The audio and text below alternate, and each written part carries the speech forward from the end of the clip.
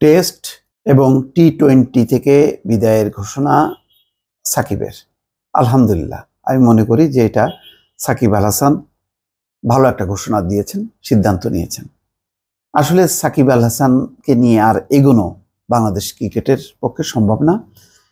নতুন যে সরকার, নতুন যে প্রত্যাশা, নতুন যে অঙ্গীকার এবং সামনে যে পথ চলার যে মিশন, তাতে সাকিব যায় না। সাকিবের এত কুকীর্তি জমা হয়েছে, এগুলো নিয়ে একটা দল চলতে পারে না। কারণ সাকিব তো শুধু সাকিব না, সাকিব এমন একটা জায়গায় পৌঁছেছে যে সে সিনিয়র, একদম টপ মোস্ট। এখন যারা খেলছে জুনিয়ররা, এবং তারা ভালো করছে। এখন যারা ম্যান অফ দ্য ম্যাচ হচ্ছে, ভালো ব্যাট চালাচ্ছে অথবা বল করছে, উইকেট পাচ্ছে, তারা কিন্তু সাকিবের জুনিয়র। সাকিবের সেই অর্থে তেমন কোনো ইয়ে নেই, শুধু একটা তারকা ইমেজ আছে।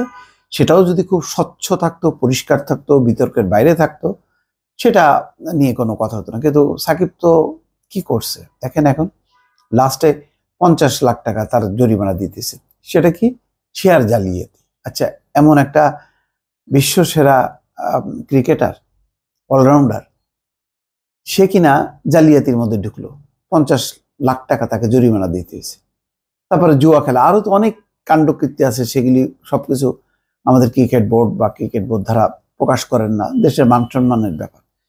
তো সাকিব আল হাসান তো এই সম্মান রাখেননি, নিজেই ডুবেছেন টাকা পয়সার লোভে।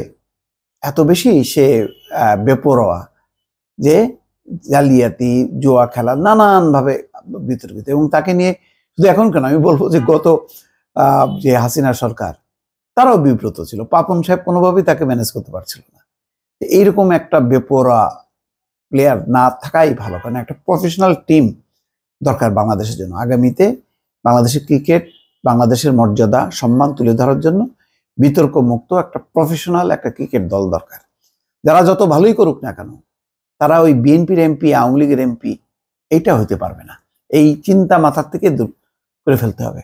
এবং আমাদের তো সেইভাবেই এগোচ্ছিল সবকিছু। কিন্তু মাঝখানে 15 বছর শেখ হাসিনা তার অবৈধ শাসনকে বৈধ করার জন্য নানান রকম এইসব তারকাদেরকে জোগাড় করে একটা তারকা মেলা একদিকে করছে, আর একটা হলো মস্করা মেলা, সেটার আবার নেতা ছিল হচ্ছে ওবায়দুল কাদের। আমি ভাই এগুলি সবসময় বলি, মনে করেন এটা আমার নিজের কোনো ক্ষোভ থেকে। ওই সোশ্যাল মিডিয়াতে যান, দেখেন কি পরিমাণ মস্করা রাজনীতির নামে। তো যাই হোক, আমি মনে করি যে আগামী মাসে দক্ষিণ আফ্রিকার বিরুদ্ধে 2টা টেস্ট সিরিজ আছে, ওইটা খেলেই সে পুরোপুরি অবসর নেবে। খুবই ভালো। আমি মনে করি যে অন্তত সাকিব আল হাসানের বিরুদ্ধে যে হত্যা মামলা, সেগুলি বাদ দিয়ে মাফ করে দেন তাকে, একটা সাধারণ ক্ষমা ঘোষণা করে তাকে বিদায় দেন। শেষের দিকে এসে এই যে লোভ কি পরিমাণ, যে তাকে এমপি হইতে হলো। এমন একটা রাষ্ট্র ব্যবস্থা, এমন একটা রাজনৈতিক দুষ্ট চক্র, সেই চক্রের মধ্যে ঢুকে গেল সবাই।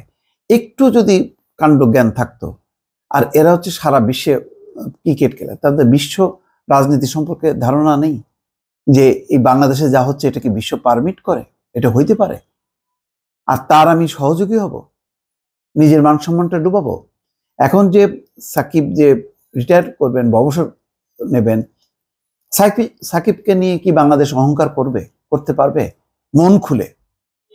হ্যাঁ, রেকর্ডের পাতায় থাকবে সাকিবের বিশাল রেকর্ড, কিন্তু সাকিবকে নিয়ে আপনি গর্ব করে বুক ফুলায় কথা বলবেন, সেই জায়গাটা তো সাকিব নিজেই রাখে নাই। তা আমি মনে করি যে আল্লাহর রহমতে সাকিব আল হাসান নিজে বাঁচছেন, সে ক্রিকেটকে বাঁচাইছেন, দেশের মান মর্যাদাটাকে রক্ষা করছেন। ভালো থাকবেন, আল্লাহ হাফেজ।